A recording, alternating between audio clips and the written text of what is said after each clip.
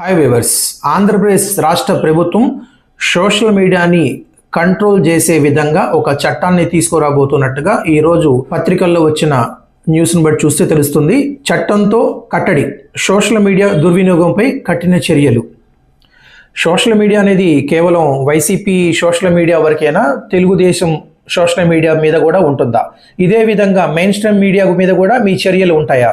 ఇదివరకు రోజుల్లో మీరు ఆడింది ఆట పాడింది పాట. ఎందుకంటే మీరు ఏది చెప్తే అదే నిజం, మీరు ఏది చెప్తే అదే అబద్ధం. ఆ ఒక్క విపరీత పోహణలు దాటి ఈరోజు సోషల్ మీడియాలో ఏది మంచి ఏది చెడు వెంటనే తెలియపరచడంతో ఊపిరాడక పరిస్థితులు తయారైనాయి మెయిన్ స్ట్రీమ్ మీడియాలో. ఇదివరకు రోజుల్లో వాళ్ళు చెప్పిందే వేదం, వాళ్ళు చెప్పిందే రాజ్యాంగం. కాకపోతే నిజాలు అబద్ధాలు మరుగున పడేసి వాళ్ళ ఇష్టానుసారంగా వాళ్ళకి నచ్చిన వాళ్ళని చెప్పుకుంటూ, అబద్ధాలని నిజాల్ని నిజాలుగా అబద్ధాలుగా చెప్పుకుంటూ పబ్బం గడిచాయి. కానీ ఈ రోజుల్లో వస్తున్న సోషల్ మీడియా అవేర్నెస్ పైన మెయిన్ స్ట్రీమ్ మీడియాకి చాలా పెద్ద ఎత్తున దెబ్బ తగులుతున్నట్టుంది. అధికార పార్టీని మోయటమే ఒక పరమానందంగా పెట్టుకున్న మెయిన్ స్ట్రీమ్ మీడియా దెబ్బకి విలువలాడిపోతుంది.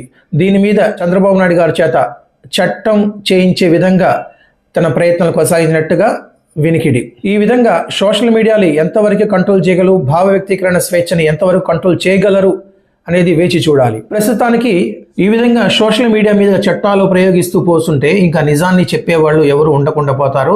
అలానే ప్రభుత్వం చేసే పనులను విమర్శించే వాళ్ళు కూడా లేకుండా పోతారు. ఈ విధంగా చట్టాన్ని ప్రయోగిస్తూ పోస్తే వాక్ స్వతంత్రాన్ని పూర్తిగా నిర్బంధించి ప్రజాస్వామ్య విలువలు దిగజార్చే విధంగా ప్రభుత్వం చేయబోతున్నట్టుగా వినికిడి. Thank you. మీ స్పాట్లైన్.